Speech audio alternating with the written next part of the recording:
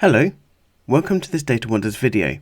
I'm Steve, and in this video I'm comparing the performance of Tableau's relational model to custom SQL using Tableau's Bookshop dataset, which was created in 2020 to demonstrate the capabilities of the relational model.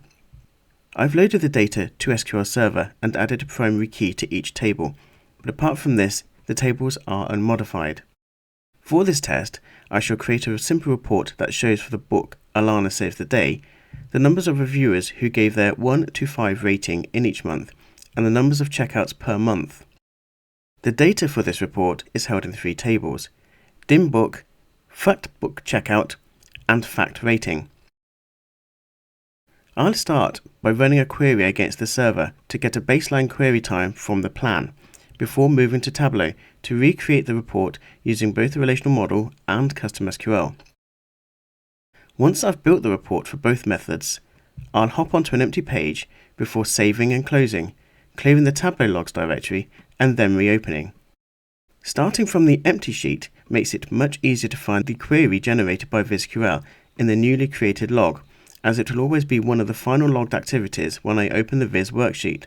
Once I've copied each query for both methods, I'll need to remove the JSON tags, as the logs will record as individual JSON entries, and then execute each method in turn, clearing the process cache before each run and recording the amount of time taken for each method.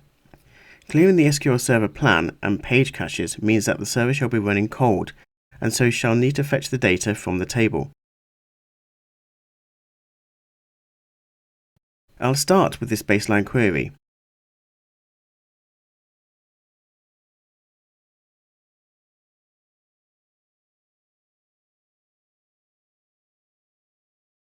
The data is unsorted, but it's exactly what I'm after. And now the plan, and to see how long it took. It's a simple plan, with one index scan per table and a couple of joins to merge the data, taking just 0.040 seconds, 4 thousandths of a second to fetch this.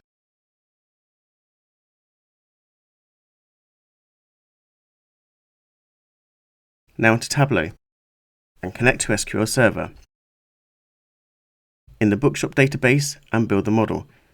Dim book, fact book checkout,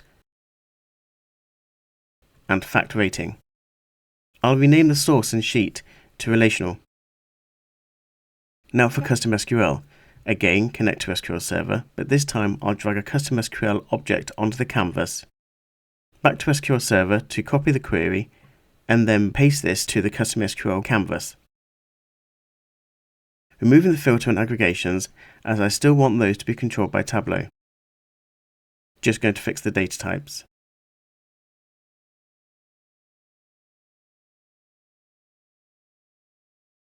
And now to rebuild the relational powered report.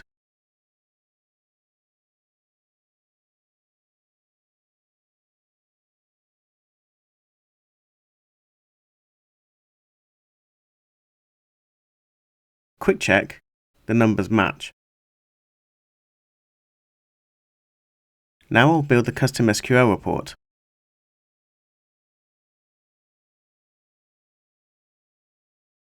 I'm missing some fields. I took those out accidentally when I removed the aggregations earlier, so I'll just add those back in.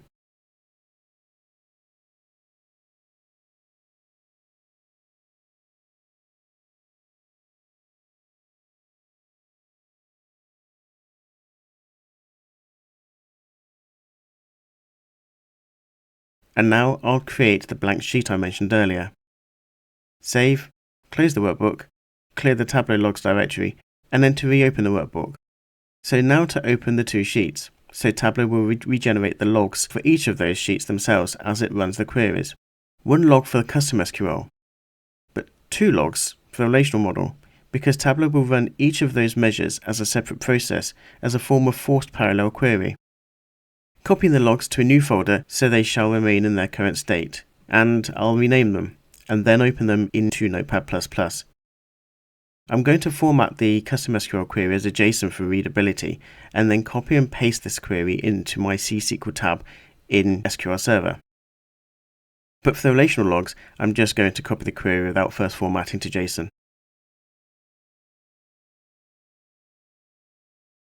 Paste them both into SQL Server, before formatting.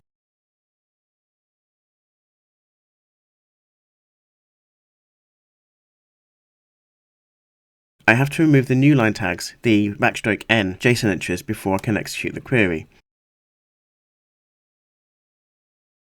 And with Custom SQL, we can see my base query in the derived table, formatted exactly how I write SQL, so we can see how Tableau uses this to fetch its data.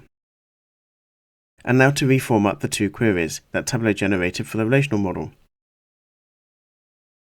Two queries, lots of joins, lots of table accesses, and lots of unnecessary work, especially as we now know that the same data can be fetched in a single query with just 3 joins and a single table read for each.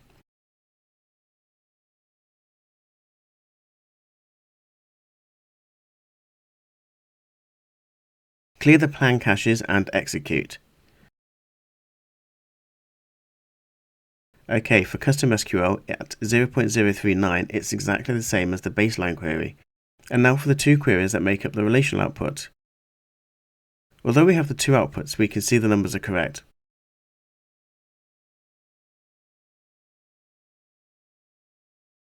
It's a lot of additional process steps though. The first query is exactly the same as the C-SQL one at 0.039, but the second one at 0.106 or 1/100th of a second is much slower, giving a total execution time of 0.145 seconds.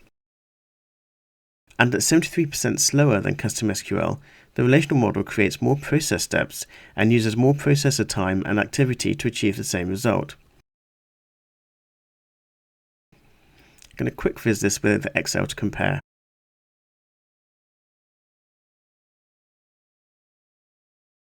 As we've seen in this test, Custom SQL provides the results set 73% faster than Tableau's relational model, with fewer steps and a much more performant, simpler plan as well.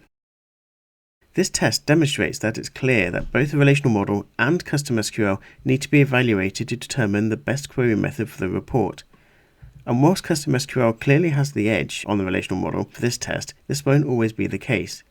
It's for the developer to test and analyze which method is best suited to their use case. A general guide is, the relational model is a must for initial or exploratory pieces, analytics, mining, or one-off reports. Good analytics draws conclusions from the data rather than manipulating the data to fit a conclusion. You can always integrate Custom SQL to enrich your report to make for a more compelling piece of analysis.